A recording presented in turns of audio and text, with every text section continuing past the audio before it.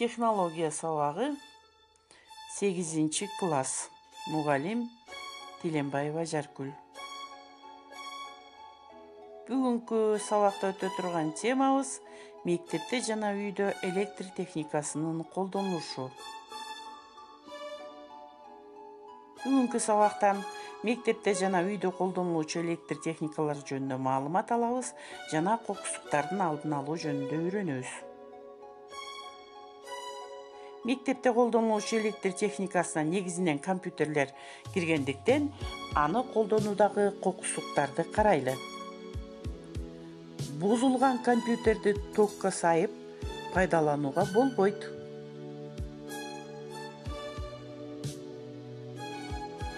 Кабинетте мугалимдин уруксатысыз компьютерлерди өчүрүп күйгүзбөгүлө.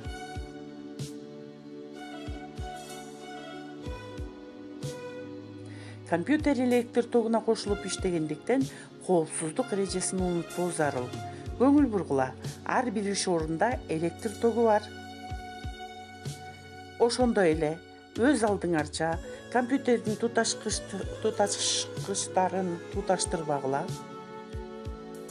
Андан сырткары компьютерлер турган бөлмөдө ар бери чуркап ойногонго болбойт. Анын туташкычтарын тарткылап ойногонго да жол берилбейт. Электр тогун пайдаланганга жасалма иштепсели жок электр өткөргүчтөрдүн саюуга болбойт.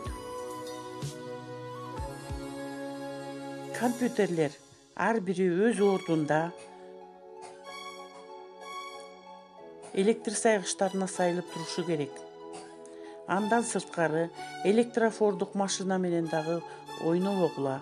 Андан күчтүү ток бөлүнүп чыгарын эсиңерден чыгарбагыла. Үйдө колдонулуучу электр техникаларына сын алгыч, чаң соргуч, муздаткыч, желдеткич, нан бышыргыч, казан аяк жуугуч, кир жуугуч автоматтар кирет.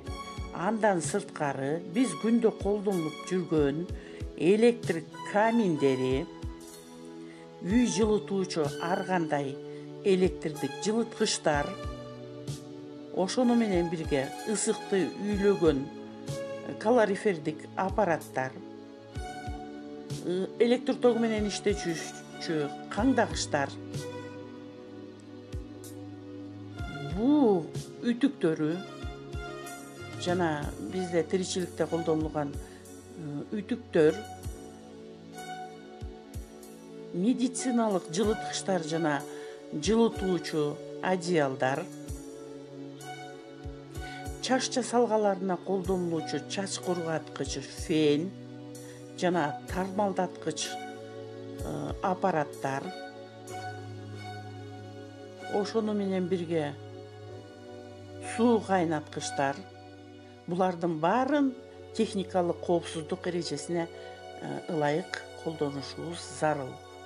Ошондой эле тамак жасоочу плиткалар, мультиваркалар, микроволновкалар жана тостерлер дагы сөзсүз түрдө эрежеге ылайык колдонулушубуз зарыл.